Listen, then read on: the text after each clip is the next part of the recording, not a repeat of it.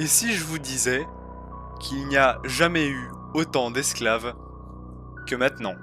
À l'instant même où nous parlons, plusieurs millions de personnes sont en situation d'esclavage, que ce soit pour construire des stades, cultiver des champs ou créer les produits qu'on affectionne tant. Et ce n'est pas qu'en Chine ou en Afrique, c'est aussi en Europe et aux États-Unis et dans tous les pays développés. L'esclavage moderne est un énorme marché.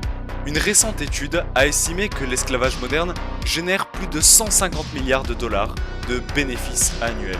C'est l'équivalent du profit des 4 plus grandes sociétés mondiales. Et si elles sont puissantes, c'est peut-être parce qu'elles ont aussi recours à l'esclavage. Mais dans cette vidéo, nous n'aborderons que 3 des endroits où on pratique l'esclavagisme. Mais il y en a beaucoup plus. Ça va du cacao et de votre café jusqu'à votre smartphone. Alors sur cette vidéo, je me base sur quelques articles que je mettrai dans la description et sur les 2 vidéos de trash sur l'esclavage moderne qui étaient très intéressantes. Je vous conseille réellement d'aller les voir.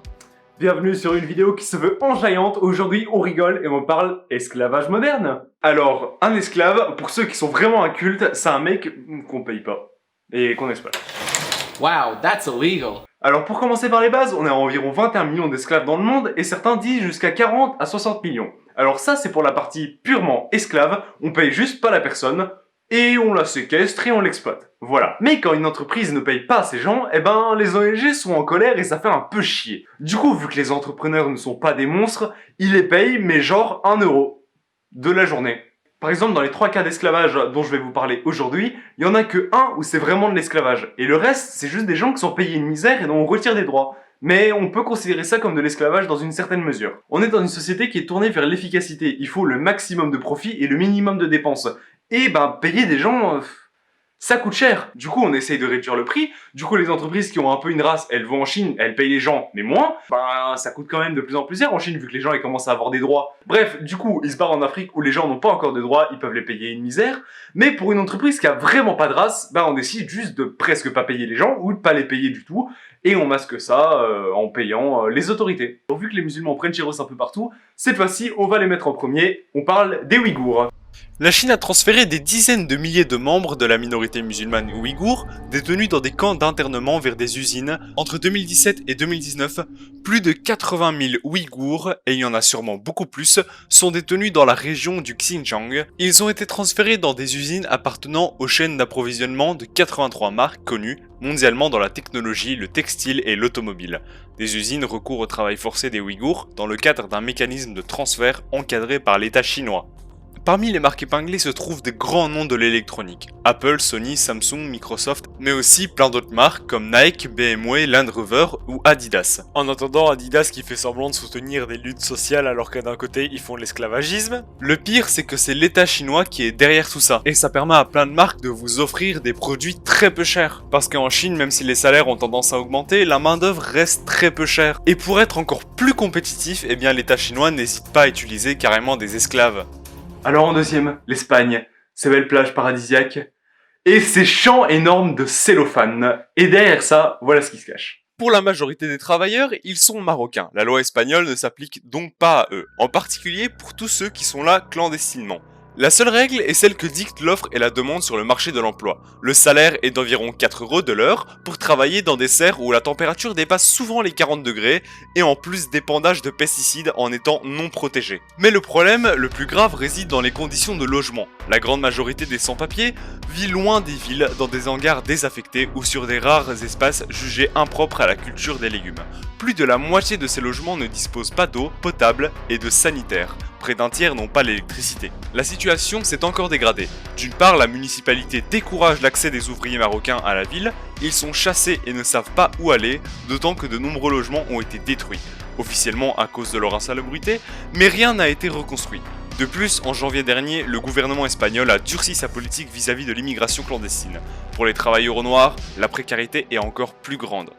En fait, en Andalousie, la seule chose qui change, c'est que les Marocains commencent à être remplacés par une autre main-d'œuvre, venue de Lituanie, de Pologne ou d'Ukraine, et surtout d'Équateur. Aux yeux des patrons espagnols, ces derniers présentent 2 qualités. Ils parlent la langue et sont catholiques. Pour le reste, les conditions de travail sont tragiquement les mêmes. Mais la cause de tout ça, eh bien, c'est à cause de la grande distribution qui applique les prix les plus bas. Les agriculteurs sont forcés de trouver les moyens de baisser les prix pour que vous achetiez plus. Si les tomates d'Espagne sont si peu chères, c'est sûrement à cause de la main d'œuvre qui coûte rien. C'est pour ça, je vous conseille réellement d'essayer de boycotter ce genre de produits, surtout en hiver. Si vous avez les moyens, essayez d'acheter local, c'est meilleur pour l'environnement et il y a beaucoup plus de chances que les produits que vous ayez soient éthiques. Alors le Qatar, ces beaux immeubles, ces beaux stades, ce symbole de la réussite arabe. C'est pas ça non plus. Le Qatar, c'est un peu un symbole du monde musulman, c'est le pays qui a réussi, quoi. Enfin, pas vraiment eux, parce que les Qataris, ils sont 10% dans leur pays. Et oui, quand on a une population qui devient riche, il y a plus grand monde pour faire des travaux. Mais le pire, c'est qu'ils payent à peine les travailleurs venus des Philippines ou d'Inde ou de plein d'autres pays. Mais bon, quand on met en place la Coupe du Monde, on a besoin de pas mal de bras. Et pour que ça soit le plus performant possible, on met en place le kafala.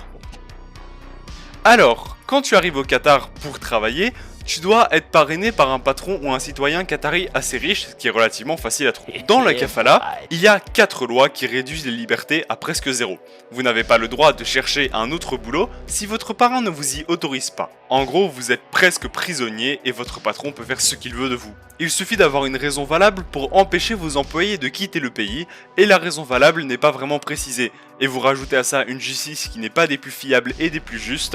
Oui, parce que la justice, parlons-en. Vous auriez volé du fromage. C'est pas très bon. Et une peine de travail, ça vous intéresse pas?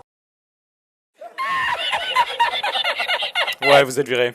Moi je comprends rien, je me calme et tout, vous savez quoi, j'ai des enfants. Et on s'en branle. Ah ouais. Et si vous ne quittez pas le territoire d'ici un mois, vous avez une amende de 2400 $. Nani? Vous respectez pas mes droits en fait.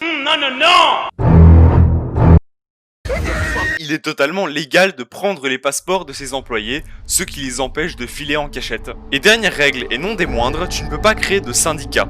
On peut donc réduire ton salaire à presque rien, tu n'as légalement aucun droit de te défendre. Et même si je vous conseille de boycotter la Coupe du Monde au Qatar, si vous la regardez, je vous conseille réellement de la regarder en pirate, pour ne pas ramener d'argent à ces gens-là. Alors si vous pouvez partager cette vidéo, c'est pas que pour m'aider, mais c'est aussi pour qu'on parle un peu plus de l'esclavage. Et mes sources et mes réseaux sociaux sont en description. J'espère que vous avez aimé cette vidéo. Et fin de vidéo brutale.